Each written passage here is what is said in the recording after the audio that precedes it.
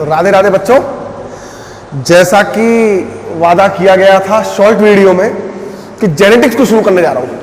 अब आप कहोगे कि जेनेटिक्स क्यों उठाया? जेनेटिक्स इसलिए उठाया, देखिए एक तो इसकी टिपिकलिटी, बहुत लोग ऐसा मानते हैं कि यार हाँ जेनेटिक्स समझ में नहीं आ रही, या ये नहीं हो रहा वो नहीं हो रहा। तो मैंने कोशिश की है कि किसी भी टिपिकल चैप्टर को पहले लिया जाए ताकि उसकी बेसिक्स को इतना क्लियर कर ले कि जरूरत नहीं पड़ेगी आपको कि जेनेटिक्स आपको भारी लगने लगे, या भारी लगे भी आगे लाइफ में। आज जेनेटिक्स के जितने भी बेसिक्स हैं, जितनी भी बेसिक रिक्वायरमेंट्स चाहिए जेनेटिक्स के लिए, वो 100% 100% इस बोर्ड से आपको एज इट इज याद हो जाएंगी। आपको 1% जरूरत नहीं है रटने की कि ये क्या होता है वो क्या होता है। जेनेटिक्स की एक एक टर्म को, जेनेटिक्स क्या है, इनहेरिटेंस क्या है, हेरिडिटी क्या है, gene, allele, character, trait, phenotype, genotype, सब कुछ आज इस बोर्ड पे साक्षात दर्शन हो जाएंगे, उसकी आप चिंता मत करो। अब दूसरी बात, जेनेटिक्स बहुत बड़ा रोल प्ले करती है भैया। अगर आप नीट का एग्जाम देते हो तो आपको पता होगा कि नीट में कम से कम, अगर जेनेटिक्स वाली पूरी यूनिट का देखूं मैं, तो कम से कम नहीं तो 10 से 12 क्वेश्चंस आते हैं। बोर्ड में बहुत बड़ी यूनिट का भाग, बोर्ड में बहुत बड़ा भाग जेनेटिक्स का है।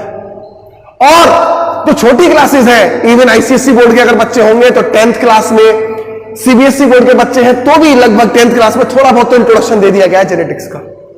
इसलिए समझना बहुत जरूरी है। आज एक एक छोटी छोटी चीज देखिए, बेसिक्स में आप लोग कहेंगे कि यार ये मास्टर तो बड़ा जोर लगाता है, सिर्फ बेसिक्स ही पढ़ाता रहता है। अरे बेसिक पे ही ध्यान देना है, वो बड़ी बड़ी चीजें ट्रांसक्रिप्शन, ट्रांसलेशन और फलाना ढिकाना, पीसीआर और ये सब पढ़ लोगे आप, और ये सब आपको आता भी होगा, लेकिन you will not able to execute and you will not able to differentiate between allele and gene। अगर मैं क्वेश्चन आपसे पुटअप कर लूं कि हाँ साहब कैरेक्टर और ट्रेट में क्या डिफरेंस होता है, मैं 100% आंसर दे रहा हूं कि 90% लोगों को पता ही नहीं होगा कैरेक्टर और ट्रेट में क्या डिफरेंस होता है। आज वही डिफरेंस समझना है। और ये देखो सुनो, सिंपल सी बात बताऊं, बेसिक्स पढ़ाने का मेरा औचित्य क्या है। अरे जब तक आपको यही नहीं पता होगा कि बायोलॉजी में हेपेट को लीवर कहते हैं, आइटिस को इन्फ्लामेशन कहते हैं, then how will you execute that hepatitis is known as inflammation in liver. Liver में इन्फ्लामेशन हो गया, इसको बायोलॉजी में कहते हैं हेपेटाइटिस।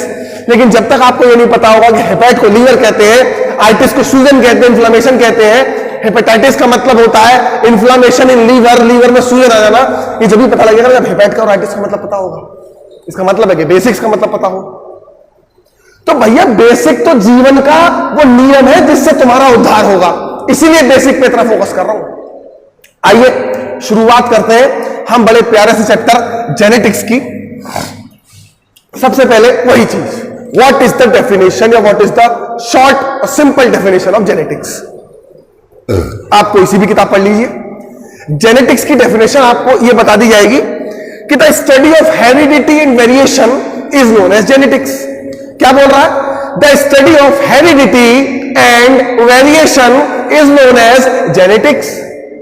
अब इसमें बच्चा दिमाग ये लगाएगा कि यार दो शब्द आ गए, एक आ गया हेरिडिटी, एक आ गया वेरिएशन। तो जरा इन दोनों शब्दों को समझ लेते हैं। अगर मुझे हेरिडिटी का मतलब पता लग गया, वेरिएशन का मतलब पता लग गया, तो इसका मतलब मैं समझ जाऊंगा कि हेरिडिटी और वेरिएशन को पढ़ना ही जेनेटिक्स कहलाती है। जेनेटिक्स में मैं किसके बारे में पढ़ूंगा? हेरिडिटी और वेरिएशन के बारे में। आइए उन सुंदर शब्दों को समझ लेते हैं। हेरिडिटी वेरिएशन से पहले एक और शब्द मैं पढ़ाना चाह रहा हूं आपको, वो है इनहेरिटेंस। आपने बहुत सुना होगा इनहेरिटेड कैरेक्टर्स, इनहेरिटेंस, ये वो। इस इनहेरिटेंस को आज बिल्कुल साक्षात दर्शन करके जाइए और समझ के जाइए इस इनहेरिटेंस को आज। आइए, तरीका वही, दो शब्दों में तोड़ने वाला तरीका। सबसे पहला शब्द इनहेरिट और दूसरा शब्द एंस। इनहेरिट मतलब क्या होता है? कोई चीज मैं किसी से इनहेरिट कर रहा हूं, कोई चीज या तो मैं किसी के अंदर इनहेरिट कर रहा हूं, मतलब किसी के अंदर भेज रहा हूं। इनहेरिट मतलब होता है अगर मैं कोई चीज सामने वाले को भेज रहा हूं तो वो मेरी चीज को इनहेरिट कर रहा है अपने अंदर, या फिर मैं किसी चीज को किसी दूसरे व्यक्ति से ले रहा हूं तो मैं इनहेरिट कर रहा हूं अपने अंदर। आपने सुना होगा अच्छे कैरेक्टर्स को इनहेरिट करो अपने अंदर, गंदी आदतों को नहीं, अच्छी आदतों को अपने अंदर इनहेरिट करो। तो इनहेरिटेंस का मतलब क्या हो गया? अब इनहेरिट करोगे किस चीज को? आदतों को। और आदतें क्या होती है? कैरेक्टर्स। जैसे एग्जांपल, पापा की आंखें काली थी, मम्मी की आंखें भूरी थी, ब्राउन आइज। बच्चे की आंख काली हुई तो बच्चे ने अपने पापा से काली आंख वाला कैरेक्टर क्या किया? इनहेरिट किया। तो डेफिनेशन क्या बन गई? Transfer of characters. क्या? Transfer of characters from one generation that is पापा to another generation that is offspring, progeny, वो बच्चा, इज नोन एज इनहेरिटेंस। तो inheritance is a process by which an organism transfers its characters from itself to an another organism या another generation. अब वो process, वो reproduction से होता है, वो हम आगे किसी क्लास में पढ़ेंगे, लेकिन अभी जरूरी ये है कि इनहेरिटेंस की डेफिनेशन क्या है, वो चीज आप समझ गए होंगे कि कैरेक्टर्स का ट्रांसफर करना है from one generation to another generation is known as inheritance. यहां बात हो गई एक। अब हेरिडिटी क्या होता है बेटा? तो हेरिडिटी कोई बड़ी चीज नहीं। अगर मैं इसी प्रोसेस की पढ़ाई कर लूं, मैं ये समझ लूं कि कैरेक्टर्स कैसे एक जनरेशन से दूसरी जनरेशन में ट्रांसफर हो रहे हैं, इसी की पढ़ाई को कहा गया है हेरिडिटी। तो हेरिडिटी कोई बड़ी वो साधु महात्मा वाली चीज नहीं है। हेरिडिटी का सिंपल मीनिंग है क्या? Study of inheritance is known as heredity. भाई कौन सा कैरेक्टर पेरेंट्स में से मेल में से गया कि फीमेल में से गया? कौन सा कैरेक्टर ट्रांसफर हुआ किसमें से? पेरेंट्स में से। किसमें? ऑफस्प्रिंग में। अगर मैं इसी को पढ़ लूं दैट इज कॉल्ड हेरिडिटी। तो inheritance, study of inheritance is known as heredity, simple भाषा में। अब जो तीसरा शब्द आता है वो आता है साहब वेरिएशन। ये तो इंग्लिश का शब्द है, आपने पढ़ा होगा कि यार ये इससे बड़ा वेरी करता है, इन दोनों में बड़ा वेरिएशन है यार। आपने सुना होगा यार इन दोनों में बड़ा वेरिएशन है। वेरिएशन मतलब चेंज, बदलाव। अब चेंज सुन लो कैसे आ रहा है भाई। आपने देखा होगा कि माता पिता के अंदर से कुछ कैरेक्टर ट्रांसफर होते हैं ऑफस्प्रिंग में, लेकिन क्या ऑफस्प्रिंग जो होता है, क्या बच्चा जो होता है वो एग्जैक्टली माता पिता जैसा होता है या कुछ चेंजेस होते हैं? जैसे मैं एग्जांपल दे रहा हूं आपको, माता पिता की दोनों की हाइट 6-6 फीट थी, लेकिन जो बच्चा पैदा हुआ और बड़ा होकर के वो देखा जब वो अपनी मेच्योर स्टेज पे आया, उसकी हाइट 4.5 फीट या 5 फीट रह गई। तो इसका मतलब है कि उसके अंदर हाइट का कैरेक्टर नहीं आया होगा। इसका मतलब है पेरेंट्स में हाइट का कैरेक्टर एक्टिव था, यहां एक्टिव नहीं है। इसका मतलब है पेरेंट्स से ऑफिस में कुछ चेंज आ गया। This is variation. The changes which comes from parents to offspring is known as variation. Inheritance क्या था? कंफ्यूज मत होगा। इनहेरिटेंस क्या था? Transfer of characters from one generation to another generation is known as inheritance. Inheritance की study को, inheritance को अगर मैं पढ़ना चाह रहा हूं कि कौन सा कैरेक्टर ट्रांसफर हुआ, इसे हेरिडिटी कहते हैं। और जो चेंजेस आ रहे हैं माता पिता से बच्चे में, उन चेंजेस को क्या कहा गया? वेरिएशन, है ना। द चेंजेस विच ट्रांसफर्स या which occurs from one generation to another generation, this changes are known variation. और इन तीनों को कंबाइंडली अगर मैं मिला दूं और इन सबके बारे में पढ़ना शुरू कर दूं, that subject will be known as genetics. That is why the study of heredity and variation is known as genetics. कोई बड़ी बात नहीं है, आगे समझ में 100%। आइए अब जो मैं पढ़ाने जा रहा हूं उस पर और जरा फोकस कर लेना। और फोकस क्यों कर लेना वो इसलिए बता रहा हूं, बेसिक्स बता रहा हूं आज जेनेटिक्स के। एक एक चीज अगर आज तुमने समझ लिया ना, ये मैं कह रहा हूं जेनेटिक्स उंगलियों पे आ जाएगी। Monohybrid cross, dihybrid cross, test cross, reciprocal cross, pedigree, पूरी pedigree, chromosomal disorders, Klinefelter syndrome, trisomy किसकी हो रही है, मोनोसोमी किसकी हो रही है, माइटोसिस, मियोसिस, एक एक चीज सिंपली एग्जीक्यूट कर पाओगे खुद, लेकिन आज इन बेसिक्स को समझ के जाना बेटा, इतना कह रहा हूं। आइए तो क्या पढ़ने जा रहे हैं, some basic genetical terms, simply ये पढ़ने जा रहे हैं। हाँ जी, तो आपकी कन्वीनियंस के लिए मैंने चार टर्म्स लिख दिए, इसके अलावा और भी टर्म्स हैं, वो हम आगे सेक्शंस में देखते जाएंगे। सबसे पहला जेनेटिकल टर्म जो आप पूरी जेनेटिक्स में लगातार पढ़ोगे कि हाँ साहब फैक्टर ट्रांसफर हो रहा है, फैक्टर से ये हो रहा है। मेंडल ने, मैं आपको आज जानकारी के लिए बता दूं, मेंडल को नहीं पता था कि कौन सा कैरेक्टर कैसे ट्रांसफर हो रहा है, किससे ट्रांसफर हो रहा है, तो उसने सिर्फ ये नाम दे दिया कि भाई साहब एक फैक्टर नाम की कोई चीज होती है जो एक जनरेशन से दूसरी जनरेशन में कैरेक्टर्स को ले जाएगी, मतलब इनहेरिटेंस का प्रोसेस करेगी। तो उसने क्या नाम दे दिया उस चीज को, फैक्टर। आगे जो साइंटिस्ट आए उन्होंने उस फैक्टर को और देखा तो उन्होंने उसे नाम दे दिया क्या, जीन। क्या नाम दे दिया, जीन। तो आइए उसी फैक्टर के बारे में जानते हैं। What is factor? ये फैक्टर ही है जो पिताजी के अंदर आंखों में काला कलर लिए हुए था और जो काला कलर ट्रांसफर कर दिया किसके अंदर, बेटे के अंदर। ये फैक्टर ही है जो पापा की हाइट 6 फीट थी और बेटे की भी हाइट 6 फीट हो गई। तो फैक्टर क्या कर रहा है, कैरेक्टर्स को ट्रांसफर कर रहा है एक जनरेशन से दूसरी जनरेशन में। तो फैक्टर की डेफिनेशन क्या हो गई, यूनिट ऑफ इनहेरिटेंस। समझो समझो समझो समझो समझो, मैंने फैक्टर को क्या बोल दिया, factor is a unit of inheritance. Inheritance मतलब क्या होता है, transfer of characters from one generation to another generation.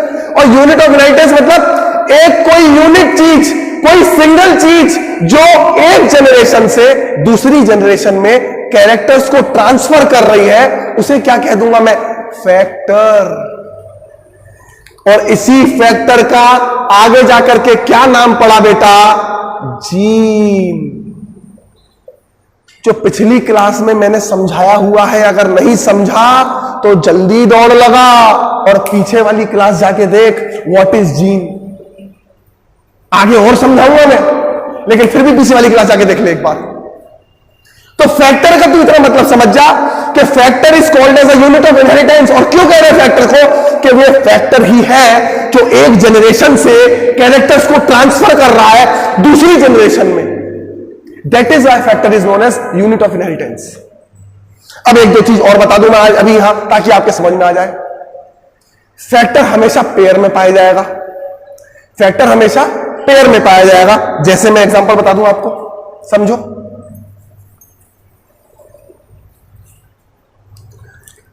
मैंने बताया था पिछली क्लास में, यह है क्रोमोसोम। क्या है, क्रोमोसोम। अगर मैं बात करूं जीन की, तो मैंने कल बताया था उस वाली क्लास में कि ऐसे करके डीएनए प्रेजेंट होता है, और डीएनए का एक स्मॉल सा हिस्सा, छोटा सा फ्रेगमेंट ही क्या होता है, जीन। तो कुल मिला के जीन की लोकेशन कैसी हो जाएगी, ध्यान दे ध्यान दे ध्यान दे ध्यान दे, ध्यान नहीं भटकना चाहिए बिल्कुल भी। अरे ध्यान भटक गया तो मामला खराब हो जाएगा। देख, ऐसे डीएनए लिपटा हुआ क्रोमोसोम के ऊपर, जीन क्या हो गया, सपोज कर ये जीन हो गया, एक जीन ए हो गया, क्योंकि डीएनए के दोनों टुकड़े हैं, दोनों क्या है, टुकड़े। अब अगर मैं बात करूं तो ये दोनों आपस में कैसे क्रोमोसोम है तो एक ही क्रोमोसोम, लेकिन अगर मैं इन्हें अलग अलग कर दूं अगर मैं क्या करूं, इन्हें अलग अलग कर दूं, आओ जरा अलग अलग कर लो, ये लो साहब, और मैं इस जीन की देखो होता क्या है, जनरली आपने सुना होगा, बहुत सारी क्लासेस में आपने कई टीचर से सुना होगा कि gene are located on chromosome, sorry gene are located on chromosome, लेकिन किसी को यह नहीं पता कि क्रोमोसोम पे कहां। आज ये समझ जाओ कि जीन क्रोमोसोम पे वास्तव में कहां प्रेजेंट होता है। तो मैंने पिछली क्लास में बताया था कि डीएनए का एक छोटा सा हिस्सा जो रेस्पॉन्सिबल है कैरेक्टर को ट्रांसफर करने के लिए एक जनरेशन से दूसरी जनरेशन में, उसे जीन कहते हैं, और जीन यहां प्रेजेंट है, इसीलिए अब हम यहां तो दिखा नहीं सकते, तो क्या कह देते हैं कि अब शो करने के लिए कि क्रोमोसोम यहां प्रेजेंट होता है, लेकिन असलियत आप जानते हो, असली जो जीन प्रेजेंट है वो क्रोमोसोम की इस डंडी में प्रेजेंट है, क्योंकि डीएनए यहां प्रेजेंट है। वो तो हम कह देते हैं अच्छा ये दोनों आपस में क्या है, होमोलोगस पेयर। अब होमोलोगस क्या होता है, होमो मतलब सेम, लोगस मतलब लोकस, सेंटर। ऐसे क्रोमोसोम, अरे एक ही क्रोमेटिड है, सेंटर में अलग हो गए तो क्रोमोसोम हो गए। ऐसे क्रोमोसोम जिनके सेंटर एक जगह पर है और जिनके अंदर जीन एक ही लोकेशन पर प्रेजेंट है, दे आर होमोलोगस क्रोमोसोम्स। क्या कहलाएंगे वो, होमोलोगस क्रोमोसोम। अब अगर मैं जीन की बात करूं तो देखो कैपिटल टी से फॉर एग्जांपल ले लो कि कैपिटल टी टॉल हाइट को कंट्रोल कर रहा है, मतलब टॉल हाइट वाला जो कैरेक्टर है उसको कौन कंट्रोल कर रहा है, कैपिटल टी। तो अगर मैं एक जीन की बात करूं तो दिस इज जीन, ये पूरा एक जीन है, पूरा क्या है, एक जीन। अगर मैं जीन को लिखूंगा कि भैया जीन को लिख देना जरा, तो जीन को लिखूंगा कैसे में, capital T and capital T. ये चीज आपको याद रखनी है कि जीन हमेशा पेयर में पाया जाएगा। सपोज करो कि ये कैपिटल टी पिताजी के अंदर है, और सपोज करो स्मॉल टी मम्मी के अंदर है, तो जो प्रोजेनी होगी उसमें एक मम्मी से आएगा, एक पापा से आएगा। तो सपोज करो कैपिटल टी पापा से आया, स्मॉल टी मम्मी से आया, तब जाके बच्चे में कुछ हाइट का कैरेक्टर बना होगा। अब वो अलग बात है, वो आगे क्लास में पढ़ेंगे हम कि साहब अगर कैपिटल टी डोमिनेंट होगा तो बच्चा हाइट में बड़ा हो जाएगा, स्मॉल टी डोमिनेंट होगा तो बच्चा हाइट में छोटा हो जाएगा। लेकिन अभी जरूरी क्या है, यह समझना कि फैक्टर क्या है, फैक्टर जीन है। फैक्टर क्या है, फैक्टर ही जीन है, और जीन हमेशा पेयर में मिलेगा। जैसे ये पेयर है, समझ में आ गया था, हाँ साहब इतना आ गया होगा। अब ये समझ लो कि एलील क्या होता है, क्या समझना, एलील क्या होता है। एलील के बारे में लिखा गया एनसीईआरटी में या अलग अलग किताबों में कि alleles are alternative forms of gene. Allele क्या है, जीन की अल्टरनेटिव फॉर्म। अब वो चीज हमारे माथे में नहीं आती, साहब हम तो गरीब हैं, गोबर बालक है, हम तो बचपन से पढ़े नहीं, हमें जीरो से बताओ। तो साहब लीजिए जीरो से ही बता रहे। आपको ये समझ में आ गया कि हाँ साहब फैक्टर और जीन इसे कहते हैं। मैंने लोकेशन समझा दी कि जीन हमेशा पेयर में मिलेगा, पापा के अंदर जीन होगा तो ये होगा, मम्मी के अंदर होगा तो सपोज ये होगा। लेकिन अगर मैं खाली इस कैपिटल टी की बात करूं और खाली इस अलग कैपिटल टी की बात करूं, तो ये क्या है, एक जीन के दो एलील हैं, एक जीन के दो एलील हैं। अब समझ में आया, ये एक एलील है, ये एक एलील है। अब एलील होने के लिए एक कंडीशन जरूरी है। वो कंडीशन क्या है कि एक तो जो एलील है वो क्रोमोसोम के होमोलोगस पेयर पे प्रेजेंट होने चाहिए। क्या होने चाहिए, होमोलोगस पेयर पे। मतलब जब अगर कोई कैपिटल टी 7th पोजीशन पर है तो इस क्रोमोसोम पर भी वो कैपिटल टी 7th पोजीशन पर ही हो, तभी वो आपस में एक जीन के एलील कहलाएंगे। ऐसा नहीं है कि एक यहां प्रेजेंट है आर, एक यहां प्रेजेंट है छोटा R, these are not alleles of same gene. Locus same होना चाहिए, वो तो मैंडेटरी कंडीशन है बेटा। वो क्या है, मैंडेटरी कंडीशन। तो ये चीज समझ गए तुम कि हाँ साहब जीन ये होता है और एलील क्या होते हैं, ये कैपिटल टी अलग एलील है, ये कैपिटल टी अलग एलील है। इतना समझ में आ गया, आ गया होगा। अब दो चीज और बड़ी चलन में चलती है जेनेटिक्स में, एक है कैरेक्टर और एक है ट्रेट। इन दोनों को समझ लो बेटा, मजा आ जाएगा, कसम कह रहा हूं। ऐसा आज तक किसी ने नहीं बताया होगा कैरेक्टर और ट्रेट में डिफरेंस, जैसा मैं बताने जा रहा हूं। समझो जरा कि कैरेक्टर क्या है। हम कहते हैं ना कि यार कैरेक्टर ट्रेट ये चीज नहीं समझ में आती। मेंडल ने 7 कैरेक्टर लिए, 14 ट्रेट ले लिए। ये चीज मेरा दिमाग में कंफ्यूजन करती है। वो चीज समझिए क्या होती है। जैसे मेरे पास ये मार्कर्स है 3, रेड, ब्लैक और ब्लू। इन तीनों में सेम क्या है बेटा? कलर। कि मतलब एक चीज है ये कलरफुल मार्कर्स है, तो कलर जो है वो सेम है, लेकिन वेरिएशन कहां है? एक काले कलर का है, एक लाल कलर का है, एक ब्लू कलर का है। तो यहां समझना कि colour is a character. Colour क्या है? कैरेक्टर है। लेकिन काला colour, Lal colour, blue colour is a trait. नहीं आया समझ में? नहीं आया? नहीं आया? दोबारा समझो, हाइट समझो, हाइट से। किसी भी ऑर्गेनिज्म की हाइट है। अब मैं ये नहीं कह रहा कि छोटी हाइट है कि बड़ी हाइट है ना, अभी सिर्फ मैं हाइट को ले रहा हूं। किसी ऑर्गेनिज्म की हाइट है, लंबाई, तो लंबाई इज अ कैरेक्टर। लंबाई क्या है? कैरेक्टर। छोटी लंबाई के बड़ी लंबाई, टॉल या dwarf are the trait. Tall and dwarf क्या है? ट्रेट है। लंबाई is a character, tall and dwarf are the trait. ऐसे ही colour is a character, blue colour और black colour are the traits. अब समझ में आ गया होगा आपको। अब मैं जोड़ रहा हूं आपको एलील और जीन से।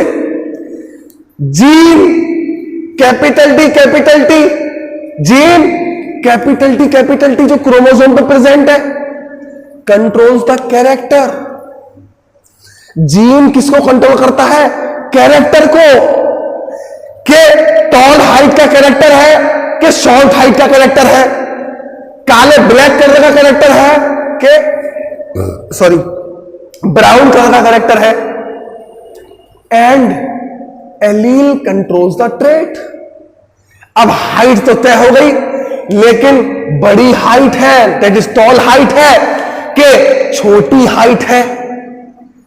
भाई कैपिटल टी अलग में देखूंगा तो एलील है, और कैपिटल टी अलग से देखूंगा तो क्या कंट्रोल कर रहा है? टॉल हाइट को।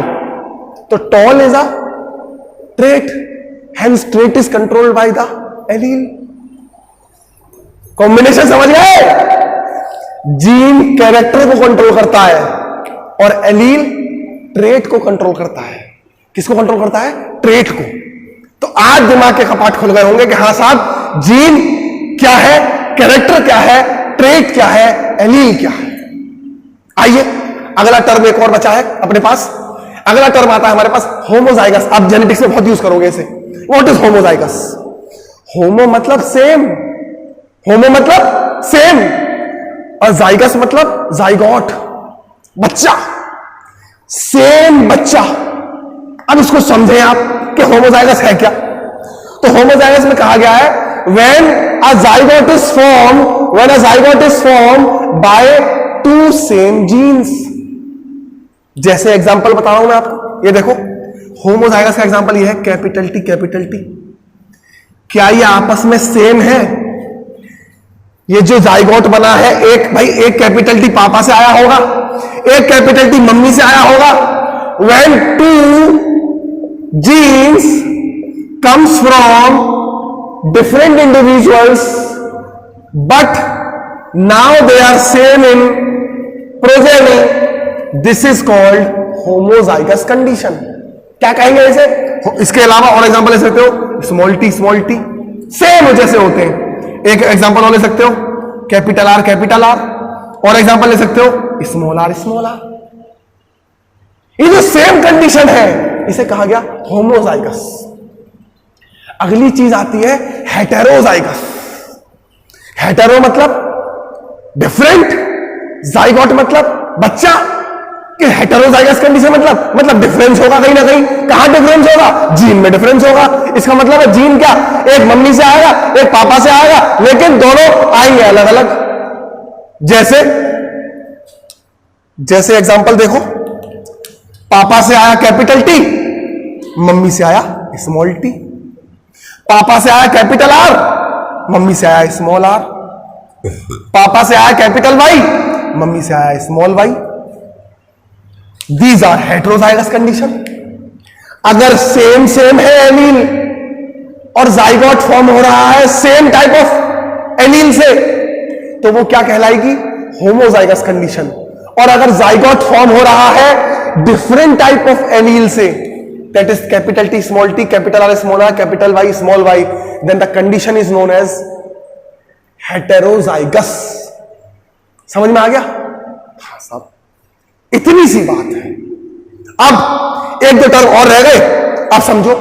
एक टर्म आपके पास और आता है, दैट इज कॉल्ड, इसी जेनेटिक्स में आपको आगे पढ़ने को मिल जाएगा, वो मैं पढ़ाने जा रहा हूं आपको, दैट इज कॉल्ड हेमीजाइगस। अब साहब हेमीजाइगस क्या होता है उसको समझ लेते हैं। अगला टर्म आता है हमारे पास hemizygous. Hemi is like semi, आधी चीज का प्रेजेंट होना, आधी चीज का एब्सेंस हो जाना। इसका मतलब है कहीं ना कहीं इसमें आधी ही चीज प्रेजेंट होगी। अब इसको कैसे समझे? इसके बारे में लिखा गया आपकी किताब में, क्या कहा गया इसके बारे में कि when only one pair of gene is present, only one pair of allele, के जीन में से एलील का एक ही पेयर प्रेजेंट, पेयर में से एक ही बंदा प्रेजेंट हो, then the condition is known as hemizygous. जरा समझते हैं कैसे। हम जो होते हैं मेल, वो हमारे अंदर तुमने सुना होगा 23 पेयर ऑफ क्रोमोसोम होते, 22 पेयर ऑटोसोम होते, लेकिन लास्ट का जो पेयर होता है वो एक्स और वाई होते। तो 22 पेयर तो ऑटोसोम होगा, मतलब 22 तो क्रोमोसोम सेम होगा जिनके पास पेयर था। 1 वाला पेयर होगा, दूसरा वाला पेयर होगा, तीसरे वाला का पेयर होगा, चौथे वाला का पेयर होगा। लेकिन जो 23वां और 24वां है, मतलब जो 23वां पेयर है, अब उस पेयर के अंदर अगर आप देखोगे तो मेल के अंदर क्या प्रेजेंट है? एक्स और वाई। तो क्या कहा गया? When only one pair of a allele, pair में से कोई एक ही प्रेजेंट हो, then the condition is known as hemizygous. अब भाई यहां भाई मेल किसकी वजह से? वाई की वजह से। तो अगर यहां पर भी वाई होता तो कोई दिक्कत नहीं थी, होमोजाइगस कंडीशन हो जाती, नॉर्मल कंडीशन हो जाती। लेकिन यहां वाई की जगह क्या प्रेजेंट है? एक्स। तो क्या वाई के पेयर में से एक ही प्रेजेंट है वाई? एक्स तो सब में होता है, फीमेल में तो है ही, लेकिन मेल किसकी वजह से है? वाई की वजह से। तो क्या एक्स और वाई में से एक, वाई के पेयर में से, वाई के साथ पेयर होना चाहिए था वाई, लेकिन उसके कौन प्रेजेंट है? एक्स, तो वाई अकेला रह गया। यही कहा गया है कि पेयर में से एक ही बंदा प्रेजेंट हो, इसलिए वाई के कंपैरिजन में या वाई की सलामती में that male is called hemizygous for Y chromosome. Male किसके लिए? वाई क्रोमोसोम के लिए हेमीजाइगस है। समझ में आ गया इतना? हाँ जी। अब क्या बच गया? 2 टर्म और बच गई लास्ट में, बिल्कुल जो आपकी भयंकर तरीके से यूज आएंगे, आपने सुनी भी होंगी। पहली टर्म है फिनोटाइप और दूसरी टर्म है हमारे पास जीनोटाइप। इसको और समझ ले जाओ बच्चों। फिनोटाइप, फिनो मतलब फिजिकल, मॉर्फोलॉजिकल, जो सामने से दिख जाए, और टाइप मतलब कैरेक्टर। फिनोटाइप मतलब फिजिकल अपीयरेंस या फिजिकल कैरेक्टर जो सामने से दिख जाए। जैसे एग्जांपल, मेरे बाल काले हैं, सामने से दिख रहे हैं। मेरी दाढ़ी काली है, सामने से दिख रही है। मेरी स्किन का टोन थोड़ा डार्क है या गेहुआ है, सामने से दिख रहा है। मेरी हाइट लॉन्ग है या फिर टॉल है, सामने से दिख रही है।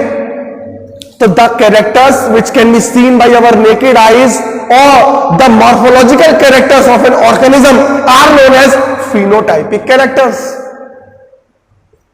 समझ में आया? तो फिनोटाइप किसे कहेंगे? कि जो कैरेक्टर्स हमें फिजिकली दिख रहे हैं, भाई मेरी शर्ट का कलर दिख रहा है, मेरे हाथ लंबे हैं दिख रहा है, मेरी 5 उंगलियां दिख रहा है, ये सब जो कैरेक्टर्स है, चाहे मेरे वो कलर का हो, मेरी हाइट का हो, मेरे बाल का कलर हो, चाहे मेरी आंख का कलर हो, every character which can you see by your naked eyes are known as phenotypic characters. समझ में आए? मॉर्फोलॉजिकल कैरेक्टर्स, पी से फिजिकल, ठीक है, और पी से क्या है? फिनोटाइप, तो फिजिकल कैरेक्टर्स। अब आ जाते हैं दूसरा, जीनोटाइप। अब आपको भी पता है कि मेरे बाल का जो कलर है इसको कौन कंट्रोल कर रहा होगा? जीन।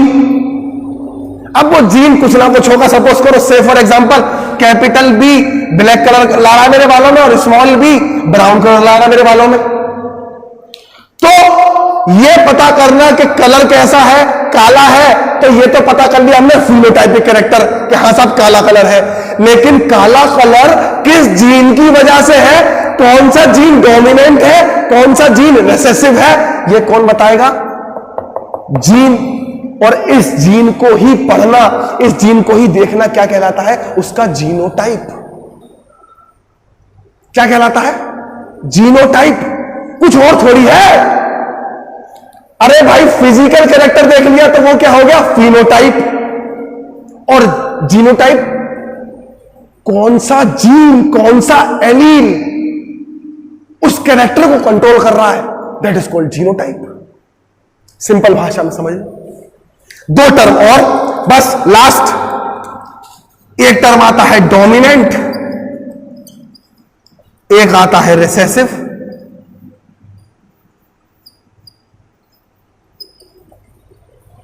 इनको समझ लो बस, छोटा छोटा। आपने सुना होगा हमारी सोसाइटी, भारतीय सोसाइटी मेल डोमिनेंट सोसाइटी है। मेल डोमिनेंट, पुरुष प्रधान देश। डोमिनेंट कौन? जो अपनी चलाएगा, जिसकी सत्ता का राज होगा, वो कौन कहलाएगा? डोमिनेंट।